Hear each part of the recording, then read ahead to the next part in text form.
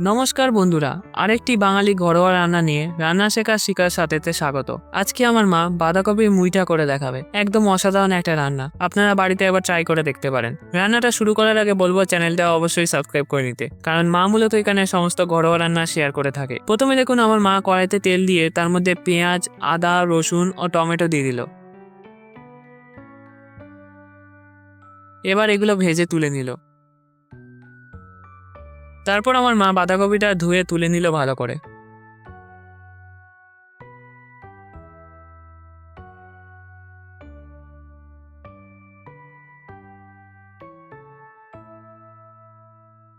এবার ওই বাঁধাকপির মধ্যে দুটো ডিম ভেঙে দিল মা।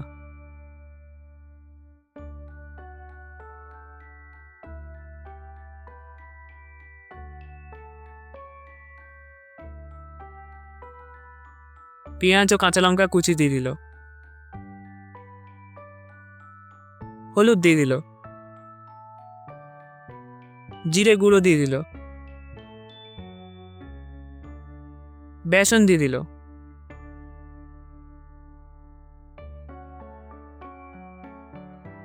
ধনে গুঁড়ো দিয়ে দিল। লঙ্কার গুঁড়ো দিয়ে দিল। এবার সব মাখিয়ে নিল।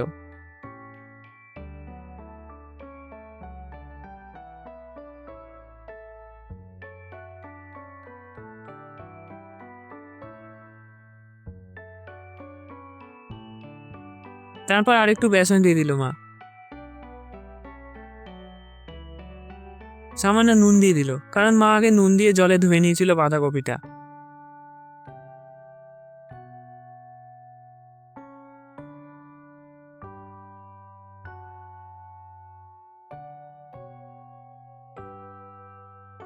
এবার একটা থালায় তেল নিয়ে নিল। তার উপরে বাঁধাকপিটা দিয়ে দিল।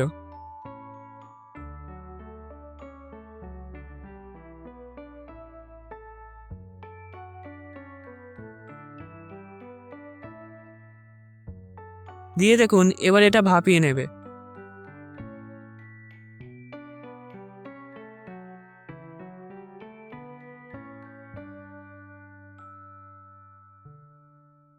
যখন বাঁধাকপিটা ভাপা হচ্ছে তখন অন্যদিকে যে প্রথমে ভেজে রেখেছিল মা পেঁয়াজ, আদা, ওইটা মিক্সিতে পেস্ট করে নেবে। ওর মধ্যে জিরে গুঁড়ো দিয়ে দিল। ধনে গুঁড়ো দিয়ে দিল। তারপর ওটা পেস্ট করে নেবে। অন্যদিকে কড়াইতে আলুগুলো ভেজে নিচ্ছে মা।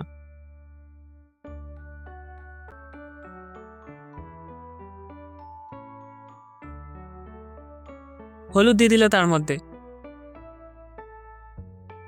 এবার দেখুন মা ওই বাঁধাকপিটা নামিয়ে লম্বা লম্বা হাতের সাইজে মুঠো করে মুইঠা করে রেখেছে।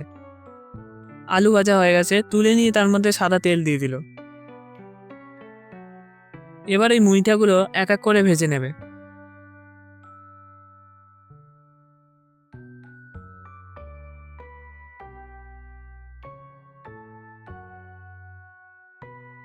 দেখুন ভাজা হয়ে গেছে, তুলে নিল মা।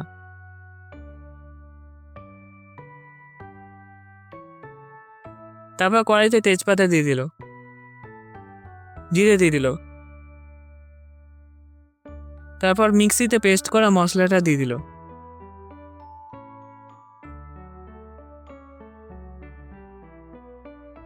হলুদ দিয়ে দিল। লঙ্কার গুঁড়ো দিয়ে দিল।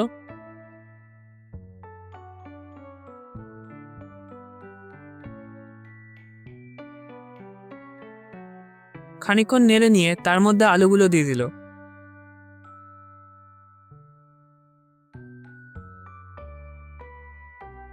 নুন দিয়ে দিল।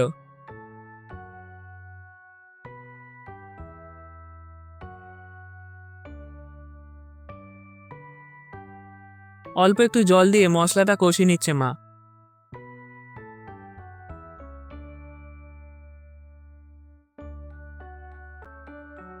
সামান্য চিনি দিয়ে দিল।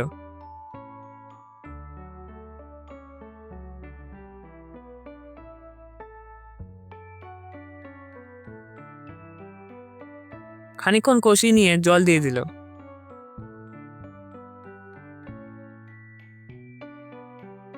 তারপর ঢাকা দিয়ে দিল। এই দেখুন আলু সিদ্ধ হয়ে গেছে, এবার মুইঠাগুলো দিয়ে দিল।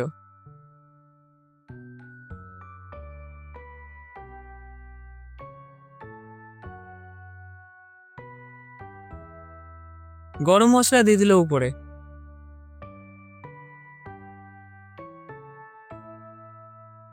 তারপর নামিয়ে নিয়ে গরম গরম পরিবেশন করুন বাঁধাকপির মুইঠা।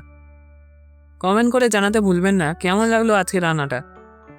দেখা হচ্ছে আরেকটা বাঙালি ঘরোয়া রান্না নিয়ে। ধন্যবাদ।